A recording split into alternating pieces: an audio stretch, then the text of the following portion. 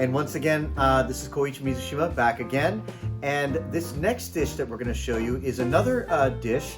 It is called Yakisoba. Yakisoba is a pan-fried noodle dish. There's some vegetables, and in this case, we're going to add some chicken in there. But we're going to show you how to do it in a quick and easy way. You can buy this wonderful prepackaged product at your local Japanese grocery store, and I'm going to show you guys how to make yakisoba at home right now.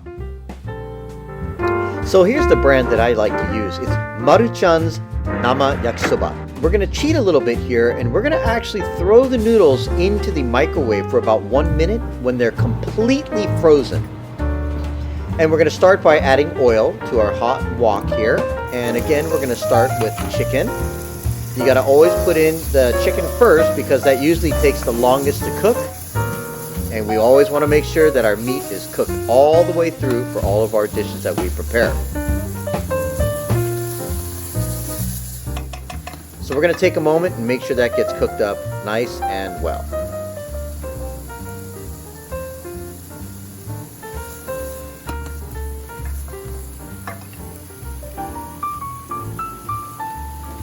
And now I'm going to add in the yellow onions, followed by the carrots as well, because those vegetables typically take a little bit longer. So I want to add those in first along with the chicken and make sure those get cooked up nicely. And here's where we're going to put in our cabbage that we cut up earlier as well. So this is why portion sizes are very important. A lot of the work in the kitchen has to do with the prep. So when you prep all of your ingredients in a manner that they will have similar cook times, it makes things a lot easier for you.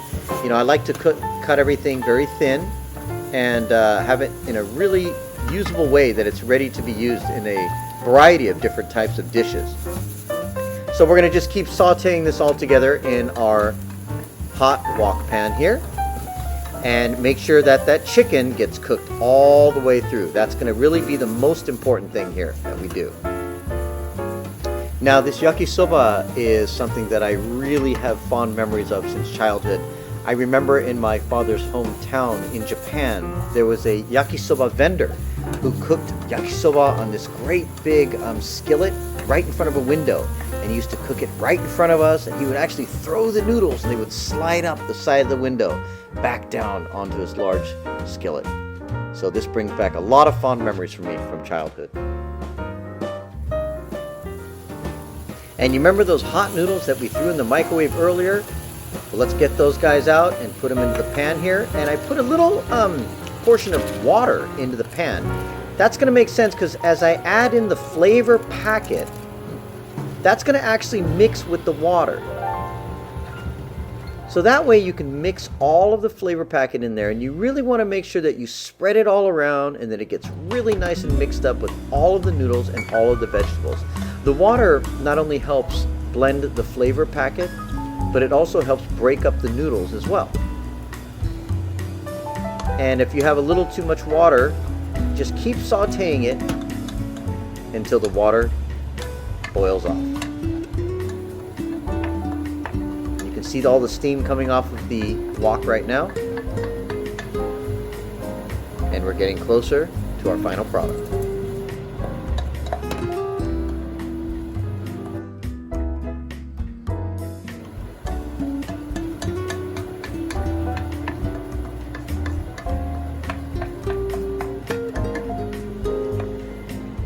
And there we go. I like to push the noodles to one side of the wok, that way it's easier to put onto the plate after it's done. And I make sure I get everything out there onto the plate. And for a little additional flavor as well as some presentation, I like to add a little furikake on top. And this is not a necessary step, but it's just a little nice touch you can add at the end. And there we have it. That's how to make yakisoba at home. So thank you all for joining me today to learn a few ways to cook some Japanese food at home. I know preparing Japanese cuisine can seem a bit daunting and maybe even intimidating at times. Japanese cooking involves so much culture. It involves so much technique. There's so much history and heritage involved with the food. So I know it can be a little bit intimidating. But I hope that you can use some of these tricks that I showed you and help make it a little bit easier for you to make it at home. I would rather have you enjoy some wonderful meals at home with you and your family rather than have it be too intimidating for you to even try. So please watch these videos again, and I hope to see you all cooking at home.